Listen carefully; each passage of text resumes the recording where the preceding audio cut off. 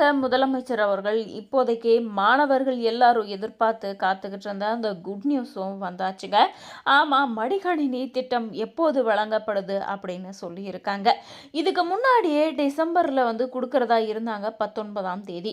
அது சில காரணங்களால் தள்ளி வைக்கப்பட்டு டிசம்பர் 19ஆம் தேதி நம்ம முதலமைச்சரால் கொடுக்க முடியல, தள்ளி போயிடுச்சு.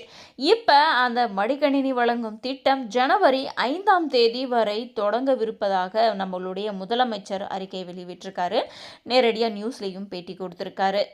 முதற்கட்டமாக 10 லட்சம் மாணவர்களுக்கு மடிக்கணினி வழங்கும் திட்டம் செயல்படுத்த போகிறாங்க. அதாவது 2025-26 கல்வியாண்டின் இறுதி ஆண்டு படிக்கும் கல்லூரி மாணவர்களுக்கு 10 லட்சம் லேப்டாப் வழங்கப்படும்.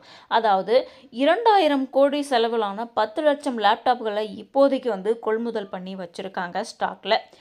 அது எந்தெந்த நிறுவனங்கள் அப்படின்னு பார்த்தீங்கன்னா, டெல், ஏசர், ஹெச்பி அப்படின்ற மிகப்பெரிய 3 நிறுவனங்கள்ல இருந்து லேப்டாப் கொள்முதல் பண்ணியிருக்காங்க. மாணவர்களுக்காக அவங்களுடைய திறனை வளர்த்துக்கணும் அப்படின்றதுக்காக. அரசு கலை, அறிவியல் மற்றும் இளநிலை 3ஆம் ஆண்டு படிக்கும் மாணவர்களுக்கும் இந்த லேப்டாப் வழங்கப்படுவதாக சொல்லியிருக்காங்க. அரசு பொறியியல் கல்லூரியில் இறுதி ஆண்டு படிக்கும் மாணவர்களுக்கு, அதாவது லாஸ்ட் இயர் ஃபைனல் இயர் படிக்கும் மாணவர்களுக்கு லேப்டாப் கொடுக்க போகிறாங்க அப்படின்ற தகவலும் வந்திருக்கு. அரசு மருத்துவ கல்லூரிகளில் இறுதி ஆண்டு படிக்கும் மாணவர்களுக்கும் இந்த லேப்டாப் கிடைக்கும். அதாவது கவர்மெண்ட் காலேஜில் படிக்கக்கூடிய எல்லா லாஸ்ட் இயர் ஸ்டூடெண்ட்ஸ்க்கும் லேப்டாப் கொடுக்க போகிறாங்க. அரசு பாலிடெக்னிக் கல்லூரி படிக்கக்கூடிய இறுதி ஆண்டு மாணவர்களுக்கும் லேப்டாப் வழங்கப்படும் அப்படின்ற தகவலும் நமக்கு கிடைச்சிருக்கு. பொதுவாக எல்லா மாணவர்களுக்கும் இருக்கக்கூடிய சந்தேகம் தான். அதாவது கவர்மெண்ட் காலேஜில் இருக்கிறவங்களுக்கு மட்டும்தான் கிடைக்குமா, இல்லை தனியார் காலேஜில் படிக்கிறவங்களுக்கும் கிடைக்குமா அப்படின்ற சந்தேகம் தான். அதுவும் இப்போ நம்ம சொல்ல போகிறோம் வாங்க. தனியார் காலேஜில் 7.5% இடஒதுக்கீடு மாணவர்கள் படிக்கிறாங்க இல்லையா, அந்த இடஒதுக்கீடில் படிக்கிறவங்களுக்கு மட்டும் லேப்டாப் கொடுக்க போகிறாங்க. அதோடு இல்லை, தமிழ் புதல்வன் புதுமை பெண் திட்டம் பயனாளிகளுக்கும் இந்த லேப்டாப் வழங்கப்படுவதாக தெரிவிச்சிருக்காங்க.